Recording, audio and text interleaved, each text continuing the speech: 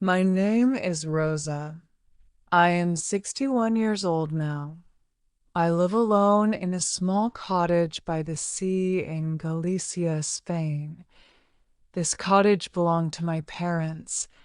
I was born here, I married here, and I raised my only son here.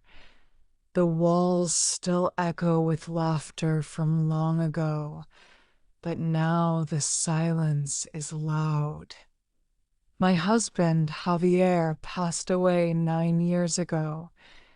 Since then, the rooms feel bigger and emptier. I spend my days cleaning, reading old letters, and watering the flowers he planted. I try not to cry when I look at his chair or touch his books. My son Daniel lives in Australia now. He left for university when he was 20 and built a life far away. He studied engineering, got a job, married a woman named Hannah, and has two daughters I have never met in person, only in photographs. In the early years, he used to write emails and call me often. He even sent postcards from Sydney. But as time went on, the calls grew shorter and less frequent. The emails stopped. His voice faded like music walking down a long, quiet street. Yet I waited. I opened my phone every morning, hoping for a message. I read his old emails and pretended they were new. I kept his school drawings in a folder under my bed. I prayed for him each night, even if he seemed to forget me. One afternoon, something I had almost given up hoping for happened. I heard a knock at the door. No one ever knocked anymore. The mail was dropped in the box. Visitors never came. I opened the door slowly, and my heart skipped. It was Daniel. He stood there quietly with a suitcase by his side. He looked thin and tired, shadows under his eyes. When I saw his face, all I felt was joy. I pulled him into my arms and cried. After years of waiting, my son had come home. I made tea and brought out the almond biscuits I kept for special days. He sat at the kitchen table, looking around at the old walls, the worn furniture, the family pictures.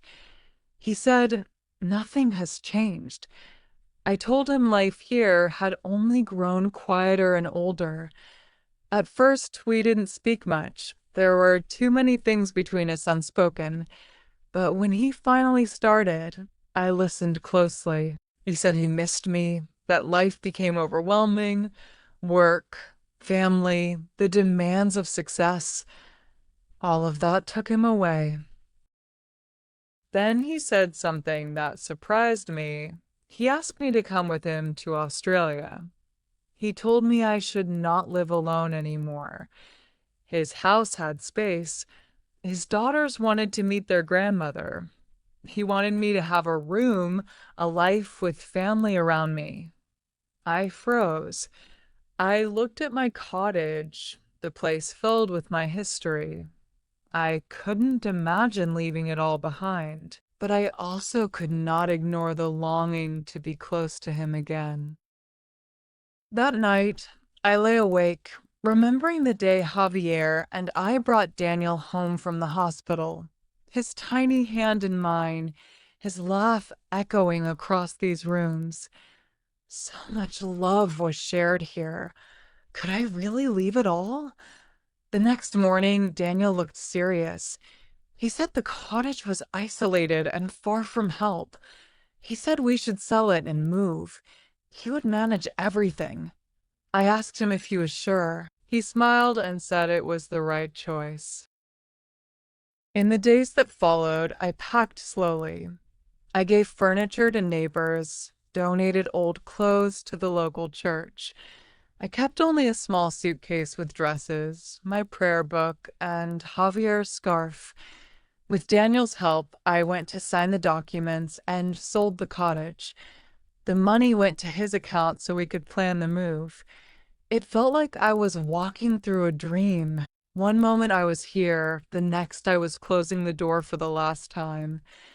I kissed the wall and whispered goodbye to Javier. At the airport, I felt nervous and cold. Daniel offered me a wheelchair. He told me he would fetch it and return. I sat and waited. Minutes passed, 10, 20. I glanced at every man, hoping it was him returning. After 30 minutes, I asked a staff member if she had seen my son. She said no one came. I sat back, stunned. 40 minutes passed, then 50. A uniformed officer saw me. He asked, "Are you waiting for someone?" I told him everything. He asked my son's name and showed him the photo in my bag. He said he would look. My heart pounded. When he returned, he said that my son had already boarded the flight, alone. I couldn't speak.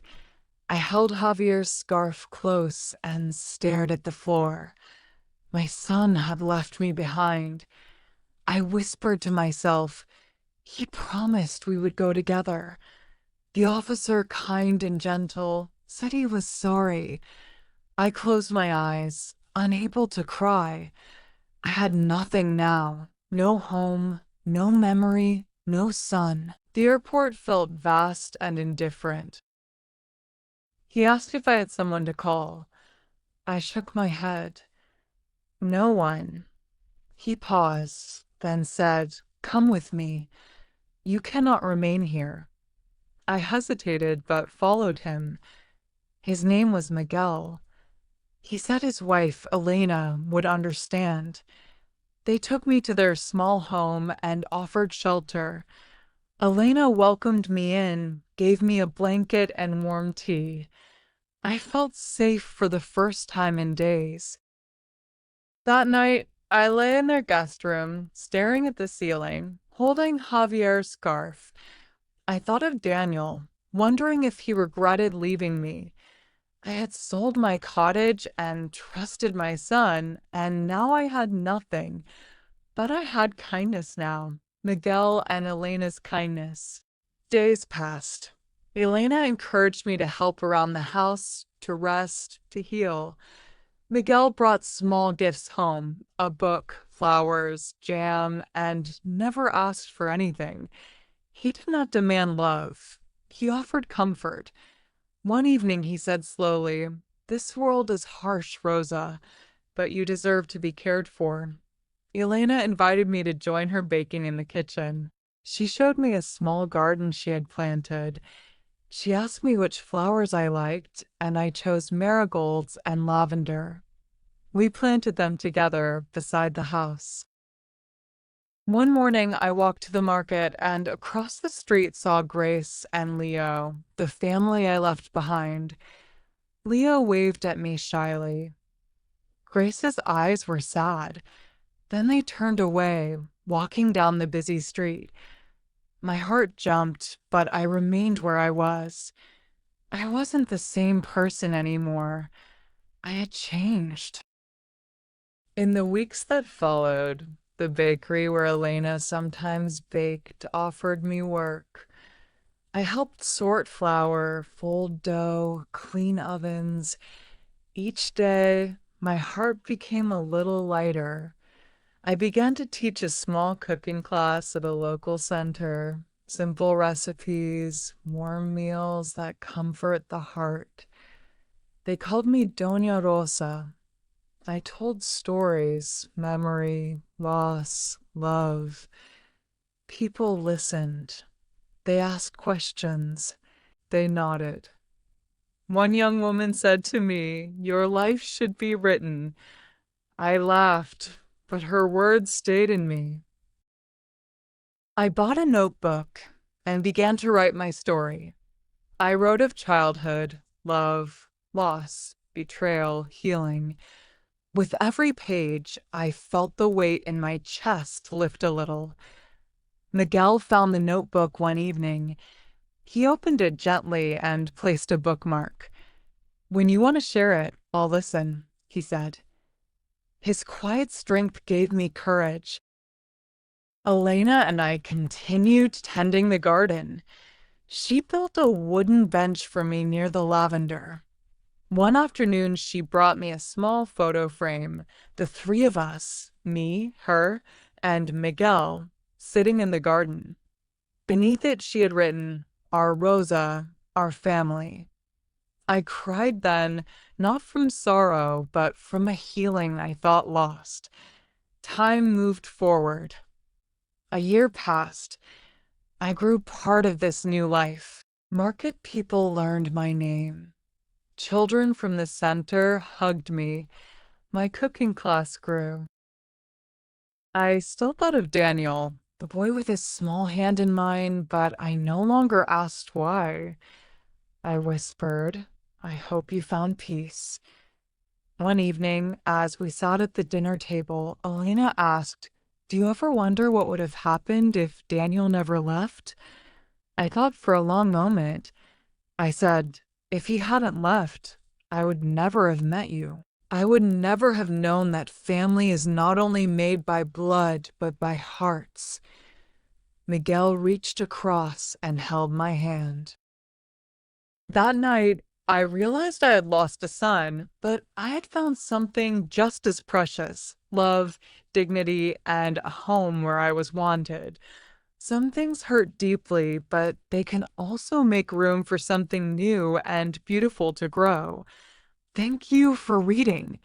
If this story touched your heart, please like, comment, and share. More stories are coming soon.